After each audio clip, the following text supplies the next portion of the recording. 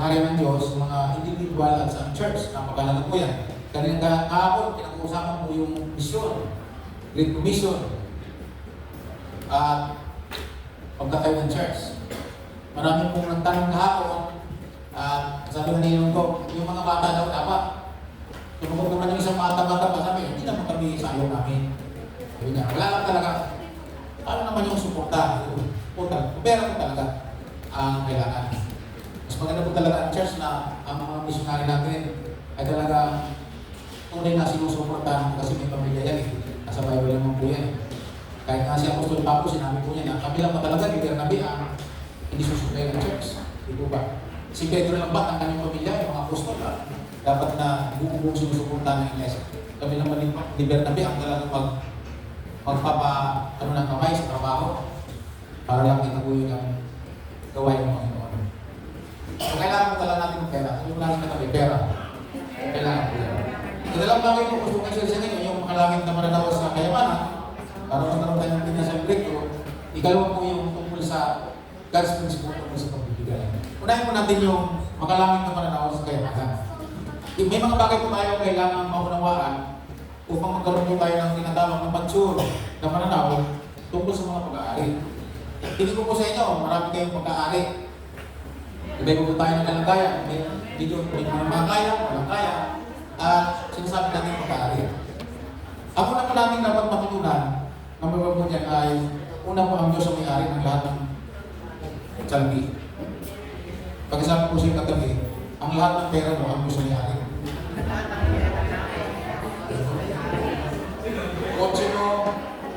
Kotse mo, bahay mo, asawa mo, ibig yung sarili mo, pati mga anak natin po, ang Diyos ang may-ari. So God is the owner.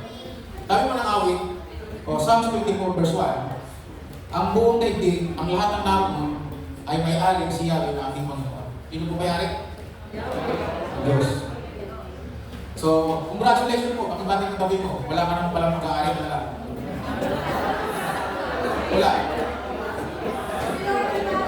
So, ang Diyos ang may-ari, amen? Ang Diyos ang may-ari. Kaya na hindi po ako sumula gumawa ng outline na yung katulad ng mga nagturo ko sa seminar. Ang gusto ko kasi maging scriptural.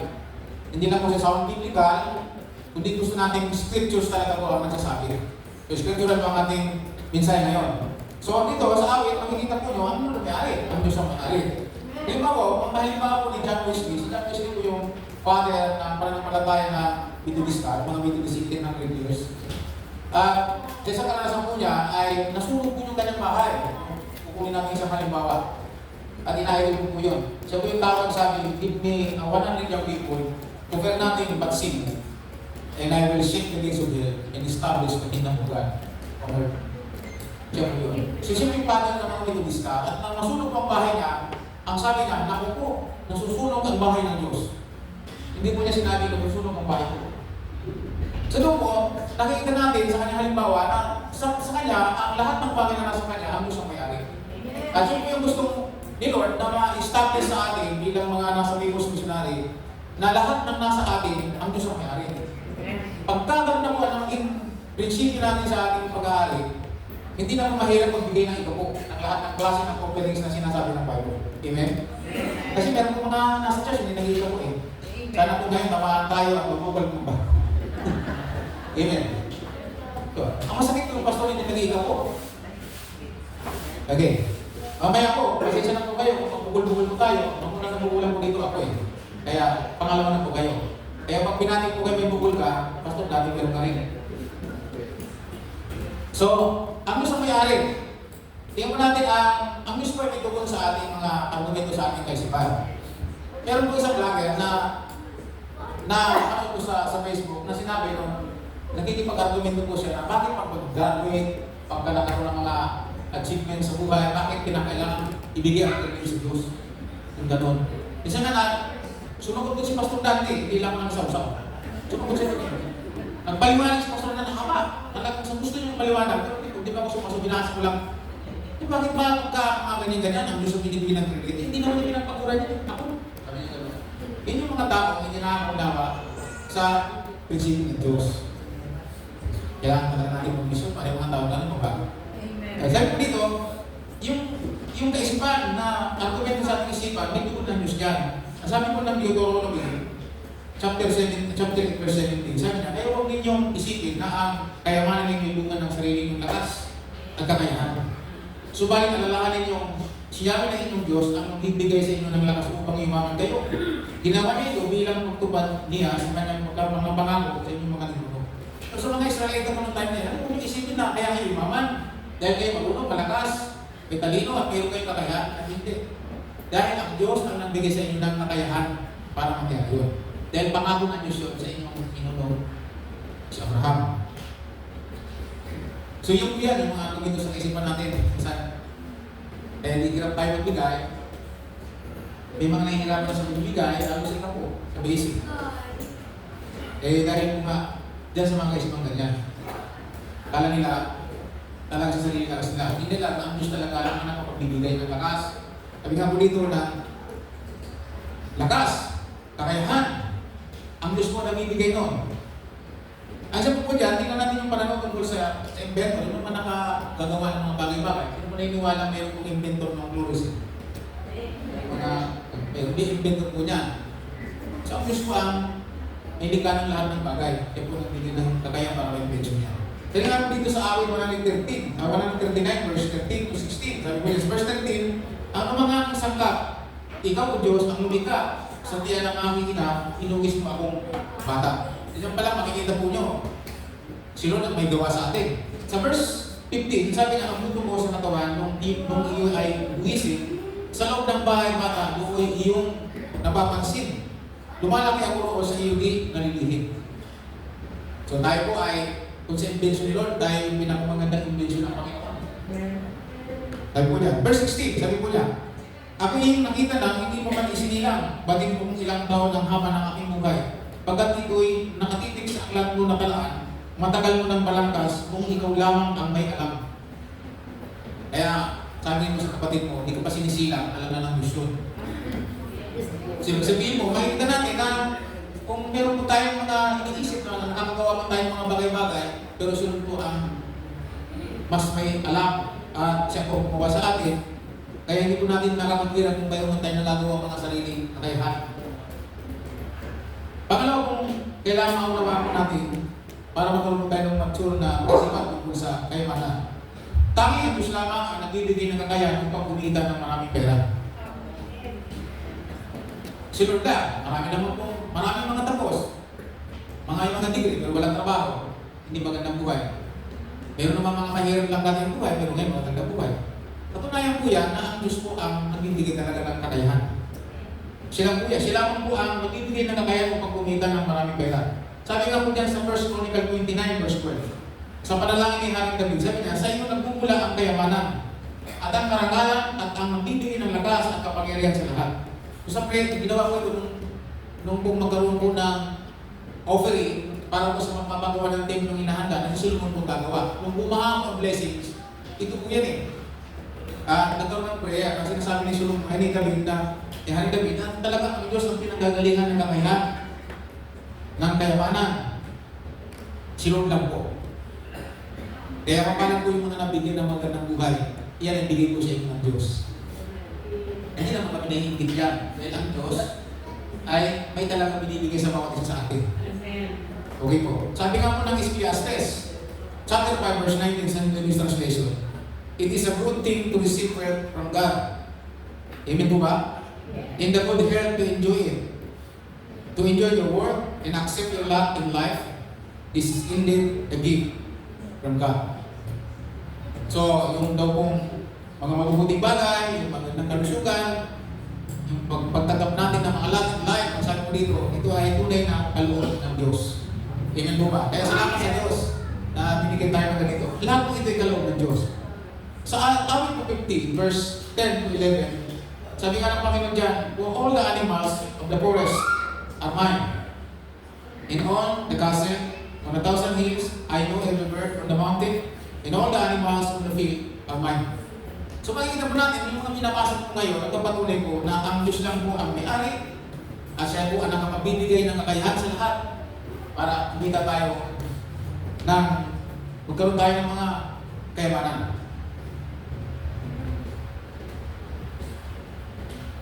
So So, ibig ko sabihin, wala ibang may-ari ang Diyos.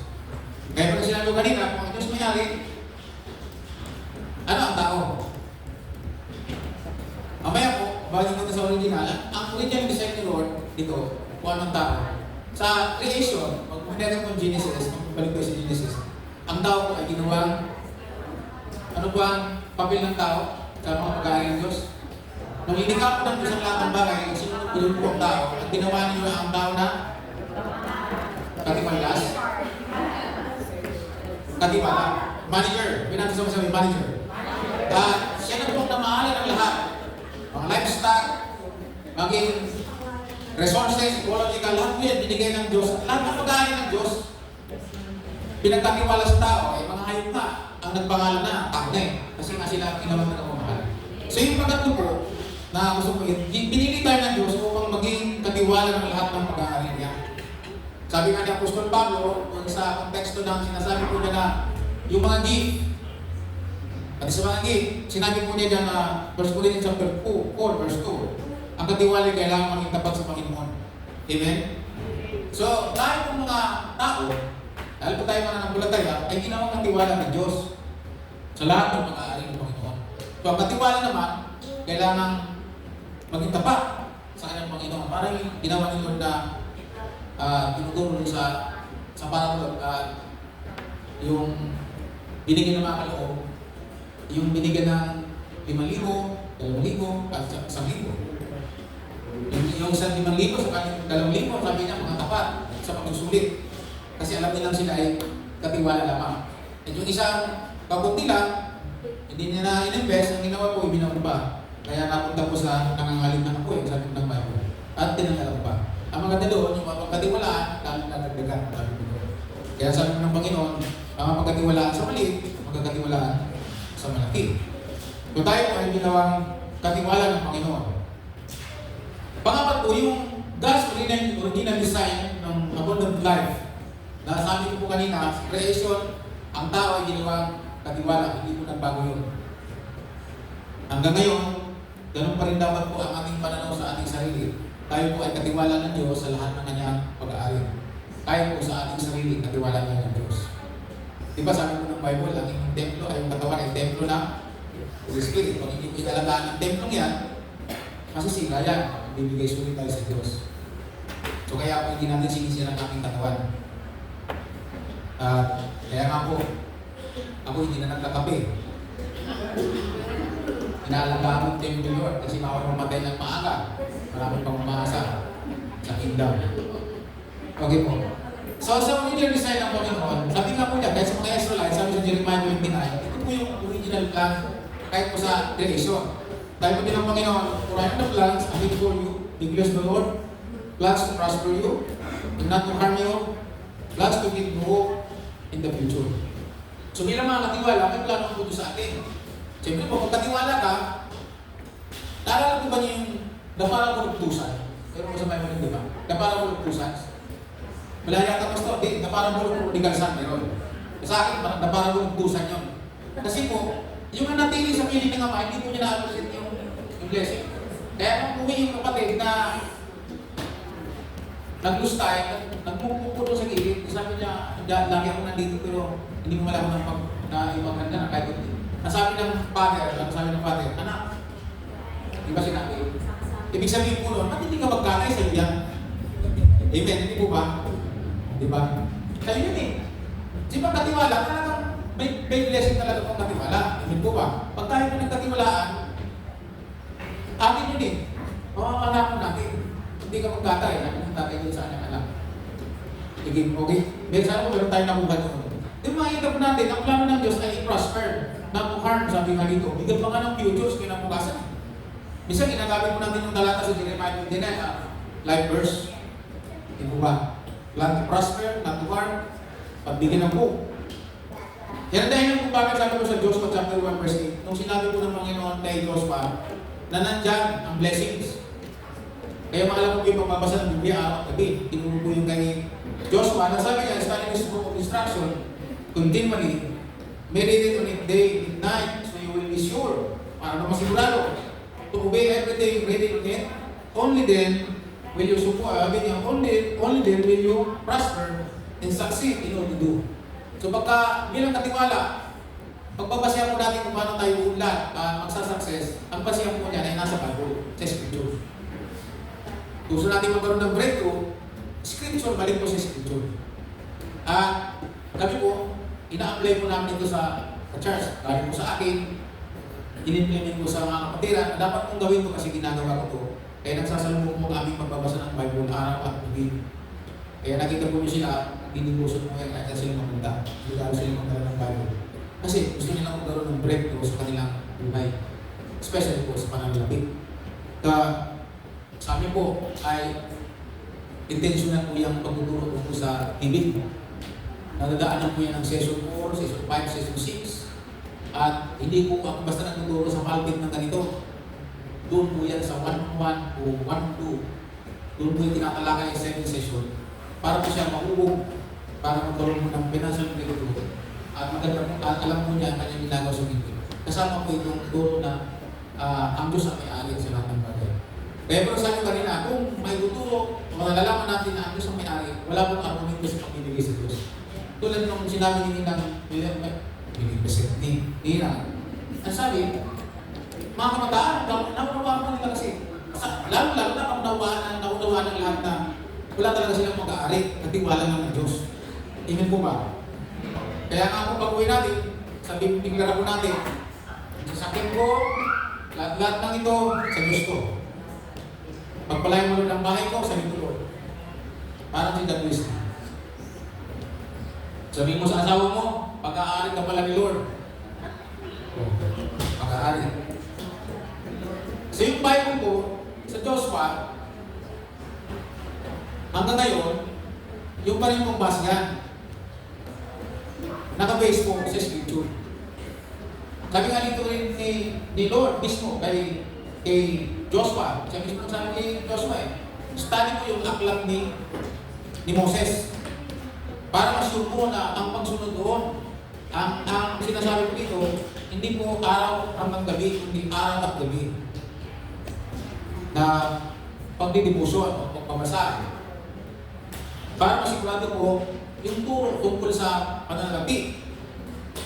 Di ba, pag gusto mo natin mag-prosper, nakalagay mo dito, ang promise ay, then when you prosper in success in all you do. Sino kung may gustong ganun? Kahit po sa ministry, gusto natin mag-success, gusto natin mag-prosper ang church, ang bawat individual na tao natin sa simbahan, Panginoon, eh kailangan po talaga natin ituro ito, base po sa Scripture. Scripture po ang magbabasihan. Hindi po base sa sinasabi ng pastor. Scripture po ang magsasabi. Ituturo lang ng pastor. Tingnan po niya sa John chapter 10, ibig si Lord. Ang sabi niya sa John chapter 10, sa plano ng Panginoon, sabi niya, sa John 10:10, sa New Living Translation, the thief's purpose is to steal, kill, and destroy. Sabi ni Lord, yung purpose ng devil ay magnakaw, pumatay, ang mamawasak. Sabi ni Lord, my purpose is to give them a rich and satisfying life. Ang tanong saan ba ito? Sa langit o dito sa lupa? Sa langit, ito na po lahat. Hindi po na kailangan ng kayamanan na lahat. Ang tinutukoy ni Lord, yung mga tupa dito sa lupa ay magkaroon ng rich and satisfying life. Sino word satisfying? Satisfying. Gusto ni Lord na talaga, hindi po talaga tinuturo ng Bible na pastor, kailangan mahirap, ang pantalon yung ulit-ulit na pinaplansya, na kapag ka nasagi kayo, masusugatan ka. Dati po gano'n, nung ako'y magpapasok, nung ako niya, iba ako, di ba? Activist. Dahil may kulit. Pero hindi pala kami sinasabi ng Bible. Ang sinasabi ng Bible, kung gusto salita ng Diyos, magkakaroon ng financial breakthrough. Tignan po niyo dito, ang plano ng Panginoon ay rich in satisfying life. Si Jesus po, sabi, Jesus typically taught in parables. Ano po ba? Ayan. In 11 of his 40 parables were about money, or use money as a way to teach us spiritual truths. Kung babasahin mo niyo ang 4 na gospel, 4 na pong parables ni Lord, ang 11 doon tungkol sa pera at ginagamit ni Lord sa pagtuturo. Para i-present mo yung katotohanan. Halimbawa, yung iba, nagsasabing, ako, hindi ako nakikita po. Dahil wala naman nakasulat sa New Testament na ang Panginoon Diyos ng turo ng ito ko at pagkatapos ng mga apostol, hindi naman turo ng ito ko. Kaya, wala kami ito ko. Sabihin niya, scriptures, scriptural o hindi. Sounds biblical, pero hindi scriptural. Ginawang doktrina, pero hindi po scripture. Napakit ko lang po yan. So ngayon, sa pangalawa pong natalakay po natin, paano ang mga Israelita nagbibigay na sila inutusan ng Diyos na magbigay? Ang pagbibigay ay prinsipyo ng Diyos. Giving is God's principle. Prinsipyo ito ng Diyos. Alam po niyo, pag sinabi natin prinsipyo, sa Bible, dapat ang prinsipyo hindi na po inaaral. Ang prinsipyo dapat ginagawa na lang. Nandiyan na yan, nakasulat sa Bible yan. So, pagbibigay. Una po, dapat natin gawin ay alamin ang prinsipyo ng Diyos tungkol sa pagbibigay. Yung konsepto sa, una po dyan, yung konsepto sa pagbibigay ay ikapo. Na ang ikapo po ay nangyari lang ng utos yan noong itinuro ni Moses, pinapagawa ng Diyos kay Moses at ipagawa para po yan sa panglabing-isang libi ni Jacob. Yung pong lahing libi, yung mga libita. Pero bago nagkaroon ng libita at bago nagkaroon ng ako, Abraham na. Ang ito po, wala pa pong utos ng pag-ikapo, practice na po ng unang mga tinawag ng Panginoon. Iba, si Abraham po, sa Genesis chapter 14, makikita po natin yan. Na ikapo po siya kay Melchizedek. Si Melchizedek po ay tinatawag na saserdote ng kataas-taasan ng Diyos, tinatawag na hari ng Salem. So makikita po natin, binigyan po niya kanyang tithes sa priest. Sabi, banggitin po natin priest. Nagbigay po siya ng ikapo doon. So si Abraham po, wala pa ang utos, practice na po niya ang ikapo. Then meron sa Bible na sinasabi na Galatians chapter 3, verse 26-29, sabi mo din po doon sa 29, if you belong to Christ, then you are Abraham's seed. Pag ikay ni Kristo, nabilang ka sa liit ni Abraham. If you consider yourself as a seed of Abraham, tapos may argument ka sa pag-ikap mo, yung nununo mo nga, yan ang ikapo. Wala pa pong utos sa pag-ikapo. Then siya po, bago po siya pumunta sa tiyoy niya si Laban, nung siya po sinuno na kanyang magulang pupunta sa harang para maiiwas mo kay Esau. Sa kanyang paglalakbay, nakulong po siya sa lugar at nagpakita sa kanyang gusto. At nung magpakita sa kanyang gusto yung star of heaven, pagkagising niya, nagnangako po siya. At ang sabi niya, Lord, kung ako po ay inyong pagmamalain sa aking pagbabalik, ang sabi niya, ibibigay ko ang aking tithes. Wala pa pong Levites. Yan. So sa Old Testament, ang giving ng tungkol sa prinsipyo ng Diyos sa pag-ikapo, yung konsepto ng ikapo, ay ginagawa na po yun. Ngayon, turo po ng Panginoon, yung practical aspect ng pagbibigay, sa Malakias chapter 3, verse 10. Ang ano po dyan, sa Malakias po, sa aklat ng Malakias, yung mga Israelita po, ay pinalimutan nila yung turo na pinagagawa sa kanila para po sa pangangailangan ng mga pare at ng mga libita. Masin po natin, ano po yung mga libita? Ay ang mga pare, sila po yung mga nag-asikaso sa paghahandog. At yung mga libita, sila po yung mga katulong ng mga pare sa lahat ng gawain sa loob ng templo. Sila yung mga musician, sa panahon po ni Nehemiah, makikita nyo po yun. Mga libita, mga lahat ng gumagamit ng mga instrumento, sila po yung mga sinusuklayan po ng mga handog, mga ito po at mga handog na dinadala po sa church. Nung panahon ni Malakias, hindi ito nagawa. Kaya nga ang mensahe po ng Diyos, through prophet, dinaan po sila sa magandang usapan. Sabi niya, mag-ibang pagnakawan ng tawang Diyos. Sabi niya, hindi. Ninanakawan niyo ako, at ng bansa. So, paano mo lahat? Sa mga pagitan ng mga ikapo at mga handog. Kaya pagdating po sa verse 10, ang sabi niya, subukin yung gawin ito muli. Practice niyo ito muli. Kung hindi bumuksan ang dulungawan ng langit, at imusay niyo ang masaganang pagpapala na hindi niyo halos.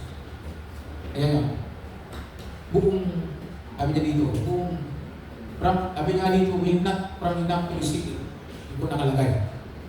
So yung aspeto po ng pag-ikapo. Times for protection, hindi po nakalagay sa Bible. Offering seed for harvest. Ilagay ko po dyan, giving offering is not possible unless the times is fully restored. Ito po ito. Pero kung mga sa akin, nag-o-offering ako, mas malaki sa times. Ito po isang personal na karanasan na pwede kong banggitin kasi tatay ko naman po siya. Sa panahon po niya pala ng pagiging mahagi ng PMC. Siguro dahil nasabi ko sa kanya, baka hindi pinagbahala na yung susipahan ka ng tayo sa likod kasi hindi ka lang na-types. Hindi mo niya practice. Kaya nung umuwi ko ngayon dito, nakikita ko yun ng Dimastora, lagi kami nag-uusap. Ito muli, sa kapakikilig po niya, sa bahay ko kasi meron pong intention ng disciple sa bahay, pupunta po yung mga disciple para tulugan, nandun mo sa likod, nakikinig po siya. Nung nakaraan, hindi po sa akin nagsasabi. Nag-practice po siya ngayon. Nakita po siya nagbabasa ng Bible, binabasa niya, tatang-tang siya. Kaya po nung panahuli, sabi niya kay Pastor Jay, ganito nga itong ikapuko at mga handog ko. Kalaman natin ang Panginoon. Ayun po, ang ikapuko. So sabi po dito, ang offering, imposible mangyari yan, malibang madalaw natin yung basic na pinagagawa. Meron ako narinig na nag-types ako. Ang types ko, 30%. Sabi ko, ano yan? Nag-types siya ng 30%. Sabi ko, hindi biblical yun, hindi scriptural. Sabi niya, malumukan niya. Alam mo bakit? Kasi sinabi nga types 10%. Tapos magka-types ka, 30%. Paano may maliliwanag yun? Kaya nga, 10%, kaya nga types 10%. Hindi 30% ang types. So, ang nakalagay sa Bible, pag magta-types ka po, 10% po talaga ang income. Then, makikita po niya yung offering, then nasusukat po yung ating, yun yung sinasabi, Abilino, yung pasya ng puso. So, offering. Pero sa types, ano po yan eh? Standard po yan ang binigay ng Diyos. Alam mo nyo, ang isang turo ko dyan, nagdadala po yan. Ang ikaw po ay, pag pinapractice sa church ka po, ang ikaw po ay basic na disiplina pagdating sa financial management. Manidisiplina po tayo dyan. Pag ginagawa po natin yan, ang nakalagay sa Bible po, protection.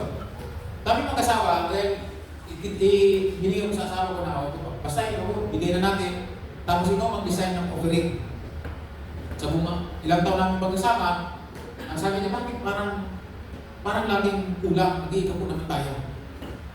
Tinanong namin yung offering, nagtatanim ka ba? Nag-offering ka ba? Kaya, nasukat mo yung offering, hindi ko magitin. 20, 50, sanda. Mataas ang sandaan ng offering. Kaya walang harvest. Kaya yung ginamit po dito, types for protection, offering for harvest. Then, sabi nga po dito, we are being prospered based on your offering ng tithing. So, ang harvest po natin ay nakabase sa ating offering. Kaya mula po no, nag-design po siya na kung anong magkano types namin, 10%, tinapatan niya po ng offering 10%. So, bali mo nakakaltas po dyan sa income namin, bali 20% po agad dyan. Yung tax po, plano namin na pag gumaganda-ganda po, ang gagawin namin mas mataas ang offering kasi nakabasa po yun, doon nandun yung harvest namin. Doon kami mag-harvest ang offering. Automatic po kasi yung tax, ano din yun? Ibabase ang harvest mo sa iyong buhay sa pamamagitan ng iyong offering. Pero huwag ka mag-o-offering na hindi ka nagka-tax, hindi biblical yun, hindi po scriptural yun. So kailangan ginagawa natin ng tama ang tax, ay yung 10% yung tax natin, kaya nga 10%, tapos offering. So nag-design po siya ngayon, pantay po ang aming tax at offering. Darating po panahon, mas lalakyan po namin ang offering for harvest. So nakabase po ang ating harvest sa ating pong offering. So meron po makikipag dyan, mababasa po yan sa ating PMC roadmap, sa ating pong doctrinal lesson. Ang PMC, nakalagay po yan sa Declaration of Faith ng PMC, kung mabasahin po yan na naniniwala tayo sa tithes and offerings. Yan po isulat pa ng matandang Gregorio, Pastor Gregorio, and yung pong pinag-pray ko ng picture niya, Lord, yung kanyang kaloob, ibigay mo sa atin. Doon sa bahay. Kaya nung may nag-pray, sabi nila mo, balaan, ako pa na ni kami. At ikita niyo kasi doon sa bahay ko sa bahay. Nakikita po nyo, napakahalaga na maunawaan mo natin ito. Yan po una, kailangan alamin natin yung God's principle. Yung una, alamin ang God's principle. Pangalawa, unawain. Tayo po dyan sa pangalawa, unawain ang prinsipyo ng Diyos na mamibigay. Sabi po ni Pablo, tapos sa 2 Corinthians chapter 9 verse 6, remember this, a farmer who plants only and few seeds will get a small crop. But the one who plants generously will get generous crops.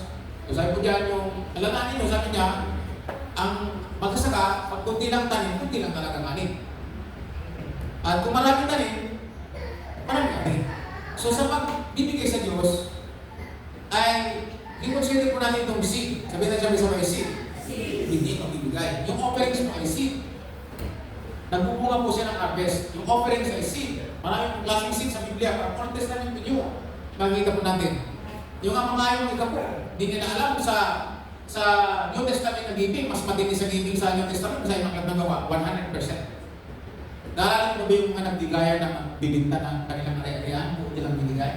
Dahil nga sa klase ng bibigyan na yun, kung dali sa klase siya sa pera eh. Alala mo yun, kung sila dali sa klase siya. Kasi yung spirit of greediness, hindi pa nawala sa kanila. Ay mayroon magbigay sa Lord na may ganon. Ano po, dali sa klase sila, namatay sila nang wala sa panahon. So sa New Testament ng giving, 100%. Kasi naunawa po nila may alam Diyos. Pero ngayon dahil church po tayo, eh meron pong templo, kailangan pong i-apply natin yun. Salamat sa Diyos dahil yung ating forefathers sa PMC, isa-isa po wala po din dahil sa offering, inapply natin. Sana po para pagay po ang pong PMC. At sana po lahat ng pastor nag-a-apply po ng tithes and offering. At yung mga pastor ang modelo. At nakikita po ng lahat ng disciple ng bawat sa simbahan. So, offering, ang prinsipyo ng Diyos kailangan unawain. At sabi nga po dito, iyan po yung tinuturo ni Pablo. Kaya sabi niya, kung anong tanim mo, yun ang harvest mo. Sabi sa Galatians chapter 6, verse 6 to 7. Na 7 na lang. Hindi nyo kayang dayaan ng Diyos. Sabi niya, gagawin niyo po. Sabi niya, kung anong tanim nyo, yun ang harvest nyo. Hindi po yung taniman ng santula, hindi ka ng mangga. Di po ba? Kaya pag nagtaniman ng hangin, bagyo ang harvest mo. Di po ba? So, kung nagtatanim tayo para sa Panginoon ng gawain, ang sabi ko dito, may harvest po yun. Ang tawag ko natin tayo doon. Na tutuwa ako pagka Pasko, namumuna yung ating pastor dati. May mga taong nagbibigay ng seed, offering, at pinamamalaan ng ating kapatid para po sa mga pastors. Ang tawag ko natin yung seeds offering. Meron mong offering.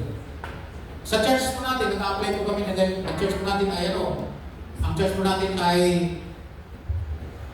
hindi pa natin mag-aalay ang lupa. So nag-plan po kami. Kaya ngayon, meron po kami tithes and offering, magkasama po yun. Meron pong project Hagay, kami na yung sabi ng Hagay. Sa parang ni Hagay, para magagandang bahay ng mga tao, walang templo, wasak. Di po ba? Kaya nagkaroon sila ng project na itayo ang templo muli. Kaya nagkaroon kami ng project Hagay sa church, nakapulong po yun. Yung po inihin ko ng treasurer, nakarepon po yun, para dating ang panahon, may kasalapi ang bukang simbahan. Kung pabayaran man yung lupa, ang babayaran natin ng unti-unti. O kung ibibigay, mas maganda, hindi mapapakuha ko tayo. Kaya, target ko namin kasi ngayon. Ang December, target ko po, ay makatapos po ako ng 4 disciples na nag-graduate ng ID. So pagkatapos po yun, bibuti na kami. Pagdating ng 2025, tatagin ko ng 100, sisigit na kami, pwede na kami maglaki ng simbahan. Yun po ang plano. So, okay, kung makikita po nyo, meron kami project Hagay. At bukod po doon, meron po kami bagong i-apply, hindi mo na po si Sir. Tanangin mo na lang ako mamaya. Okay po. Yan naman ay para sa mga bibita ng simbahan. Kasi ito po siya yung kanina. Na makikita po nyo, yung isang bagay, nasa dito, unawain ang klase ng isip sa pagbibigay. Yan dapat una, meron tayong question. Alamin natin sa salita ng Diyos, basahin natin ang salita ng Diyos tungkol sa prinsipyo ng Diyos tungkol sa pagbibigay. Kaya kung po sabi kanina, ito po ay yung prinsipyo ng Diyos, kailangan natin alamin. Pangalawa, unawain. Pangatlo po, isagawa. Katapos po natin malaman at maunawaan, isagawa. Yung po nakalagay sa 2 Corinthians chapter 9, verse 7 to 10. Sabi nga po dyan, yung bawat isa, sabi niyo, must each decide in your heart how much to give. And then give reluctantly or response to pressure. For God's love, a person who gives cheerfully. Itong talagang ito ay, alam naman natin ang history po ng klase ng bigayan na tinuturo ni Pablo. Ito may tinuro ni Pablo, Apostol Pablo, noong panahon na, kasi pupunta siya eh. Kaya, amin niya, bago siya lumati, para hindi magkaiyaan, ang sabi niya, kasi pinagpapalagay ko niya sa Andaya, ayun, handa na. Kaya sabi niya, bago lumati ka, kailangan ready na ang inyong naipon na ang offering, para pag dinala ang offering sa magdadala, ang sabi niya, talagang ayos na. Ang bawat isa, sabi niya magbigay ayon sa kanyang pasya. Hindi na pressure lang. Nainggan nyo lang. Ibig sabihin ko dito, talagang magdidesisyon po tayo kung anong ating klase ng ating magbibigay. Offering. Kayo po ba'y mag-offering mamaya? May pangangailangan po ng ating iglesia. Ang national. Seminar po ito, magastos ko. Kami nga po, naggastos po kami ng 28. Nung araw, hindi namin kaya yan. Kung kanina po kami, yung mga kapatiran po natin, walang ginastos, charge po ng gastos. Ibig sabihin po, pinundan nyo ng church natin. Alam mo, palapakan naman natin si Lord. Wala pa silang ginastos. Bayad mo ng church yan. Magmula po na magkaroon tayo ng one-on-one na pagtutulong ito ng mga disciple. So, ito po, kailangan isang gawa. Sabi po dito. Sabi nga po sa verse 10, for God is the one who provides seed for a farmer and then bread to eat. In some way, you will provide, increase your resources, and then produce a great harvest of generosity in you. Ito po yung maganda. Ang Diyos mismo din po ang magbibigay. Siya po ang may-ari. Dito sa talata, siya po ang may-ari. Siya din po yung mag-provide ng ating seed. Para mas marami tayong may tanim. At saka mas marami tayong harvest at mas marami po tayong matulugan. Yung po pangarap po natin na mag-mission. Pangarap din po namin yan. Kaya lang mahirap mag-mission pag walang pera. At hindi na po kami dati na magsusulisit. Ayaw na po namin yun. Kaya pa kayo magsusulisit na. Nagpupagkang po ang ating Diyos. Inahiya natin ang ating Diyos pag nagsusulisit tayo. Pulisit. Tinagawan mo nga pong caroling. Kung gusto mo pong caroling, magdala ka ng pamasko. Yun ang tamang caroling. Diba, si Pastor din, pupunta ko sa kanya, magangaral ako sa kanya, may dala-dala akong regalo. Ganun. Hindi ako manghihingi sa kanya ng regalo. Sino ba gusto magkaroling sa Pasko? Dala ko kayo ng regalo, ako kayo manghihingi. Yung mga tamang tawin. So, makikita po nyo, i-apply. Sa totoong bagay lang po sa magbibigay ang gusto kong i-share. Alamin, unawain, at isang gawa, advance mo yung sumunod mo sa pagbibigay. So sabi nga po dito, sorry po, God only multiplies the seed. You can overcome financial crisis in your life if you have a seed. So ang kailangan natin para tayo magkaroon ng may mga crisis po tayo sa buhay, ang kailangan natin magkaroon tayo ng seed na pangtanim, pang-offering. Yan po yung may harvest. Every seed bring for the fruit after its kind. Bawat seed, siyempre, magdadala po ayon sa klase ng seed na dala mo. So, bring. Halimbawa, ang seed na dala mo sa tro, pag tinanim mo, ang harvest po kayo mangga? Hindi, sinabi na po ng Panginoon niya. Ibig sabihin, it's kind. Ibig sabihin, kung anong klase ito bless mo yung pastor mo. Nakalagay naman sa Bible yan. Galatians chapter 6, verse 6. O sabi nito, overwhelming po ito. Tawag namin ito, portion for the priest. Ang sabi niya, ang bawat tinuturuan dapat tulungan at magbigay sa kanya sa nagtuturo sa kanya. Sino po ba dito ang tinuturuan ng pastor? Kailangan nyo tinulungan ng pastor nyo at binalan nyo ng pera. Biblical po yun. Scriptural po yun. Ay iba, allergy. Pag sa pastor magbibigay, may allergy. Ay hindi ka nga pagpapalayan kasi hindi mo alam ang scriptures kung paano kayo bless. Offering mo para sa pastor. Nasa Old Testament po yan. Portion for the priest. Kahit nasa pagkain, kahit nasa kayo, yung priest, portion for the priest po yun. Di nila kinakain yun, dinadala nila sa pari ko nila. So, makikita po nyo, may blessings po. May klase ng maraming klase ng offering sa Bible. May yung first fruit. Di po ba? May first fruit offering. Ano man yung first fruit? Ayun. Nag-aaral ka ng ilang taon? Elementary na, 6 na taon. Ngayon nag-aaral ng high school, grade 12, tapos college, ilang taon. Tapos nag-apply ng trabaho.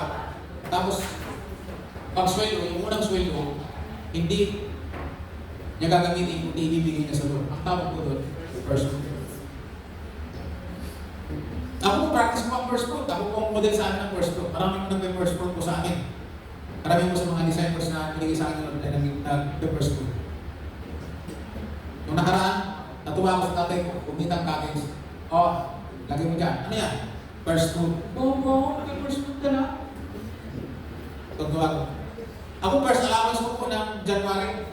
Yung first allowance na binibigay ko sa akin ng church, hindi ko mapupunta sa family jail. Pupunta lang sa family jail, pero lalagay ko sumri. Ang pangalan ng sumri, first food.